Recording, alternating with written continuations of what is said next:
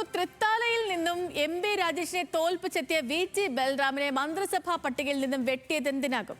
മുൻ മന്ത്രിക്കെതിരെ ഉജ്ജ്വല വിജയം നേടിയ യുവ നേതാവിനെ പുതുമുഖങ്ങൾക്ക് കൂടുതൽ പരിഗണന നൽകിക്കൊണ്ടുള്ള പട്ടികയിൽ നിന്നും പുറത്താക്കിയത് എന്ത് സമവാക്യത്തിന്റെ പേരിലാകും? മന്ത്രിമാരെ പ്രഖ്യാപിക്കുന്നതിന് മുന്നേ തന്നെ തൃത്താല MLA എന്ന തലക്കെട്ടോടെ പോസ്റ്റ് പങ്കുവച്ച ബൽറാം തന്റെ പ്രതിഷേധം രേഖപ്പെടുത്തിയിരുന്നു. UDF സർക്കാർ അധികാരമേൽക്കുന്നതിനിടെ ന്യൂസ് ആംഗിൾ പരിശോധിക്കുന്നു, ബൽറാം തഴയപ്പെട്ടത് എന്തുകൊണ്ടെന്ന്. സച്ചിൻ വള്ളിക്കാട് നമുക്കൊപ്പം ന്യൂസ് ആംഗിളിൽ വാർത്തകളുടെ വിശകലനവുമായി ചേരുന്നുണ്ട്. Sachin, good morning.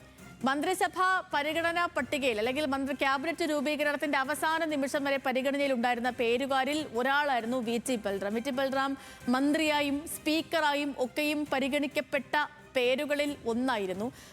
പിന്നീട് ഇപ്പോൾ നമ്മൾ പറഞ്ഞപ്പോൾ ഞാൻ കുറച്ച് മുൻപ് പറഞ്ഞതുപോലെ തന്നെ VD സതീശൻ ഈ ക്യാബിനറ്റ് പ്രഖ്യാപിക്കുന്നതിനും തൊട്ട് മുൻപ് ആണ് അദ്ദേഹം തൃത്താലയുടെ MLA എന്ന് പറഞ്ഞ് സമൂഹ മാധ്യമങ്ങളിൽ അദ്ദേഹത്തിൻ്റെ ചിത്രം പങ്കുവെച്ചുകൊണ്ടുള്ള ഒരു പോസ്റ്റ് ഇട്ടത്.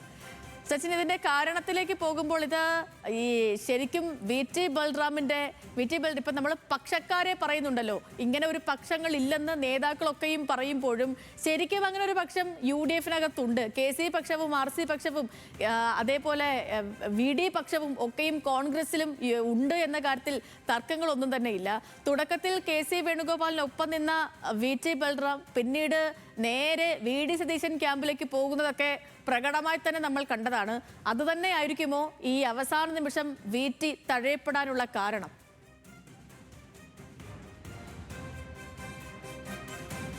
Sethu, good morning. പ്രധാനമായും കോൺഗ്രസിനെ സംബന്ധിച്ചിടത്തോളം വലിയ രീതിയിലുള്ള ഗ്രൂപ്പിസം തന്നെയാണ് കോൺഗ്രസിലെ പല കാര്യങ്ങളിലും അന്തിമ തീരുമാനത്തിലേക്കും പരിഗണനയിലും ഒക്കെ വരാറുള്ളത്. അതിന് സമാനമായ രീതിയിൽ തന്നെയാണ് ഇത്തവണ തൃത്താലയിൽ നിന്നും 3ാം തവണ വിജയിച്ച VT ബൽറാമിന് വിനയായത്. പ്രധാനമായും കഴിഞ്ഞ കാലങ്ങളിലെല്ലാം K സുധാകരനൊപ്പം KC പക്ഷത്ത് അടിയുറച്ചു നിന്ന നേതാവായിരുന്നു VT ബൽറാം. എന്നാൽ അവസാന ഘട്ടത്തിൽ UDF-ന് മികച്ച വിജയം സംസ്ഥാനത്ത് 100-ലധികം സീറ്റുകൾ നേടി UDF അധികാരത്തിൽ എത്തുമ്പോൾ നേരെ മറുകണ്ഠം ചാടുന്ന ഒരു നിലപാടിലേക്ക് VT ബൽറാം എത്തിയിരിക്കുകയാണ്. അതിനേറ്റ വലിയ രീതിയിലുള്ള കനത്ത തിരിച്ചടി തന്നെയാണ് VT ബൽറാമിൻ്റെ മന്ത്രിസ്ഥാനം നഷ്ടമാവാനും കാരണമായത്. പ്രധാനമായും K സുധാകരനും KC വേണുഗോപാലും ചേർന്നാണ് VT ബൽറാമിനെ മന്ത്രിസ്ഥാനത്ത് നിന്നും വെട്ടിയത് എന്നാണ് VT ബൽറാം അനുകൂലികൾ പറയുന്നത്.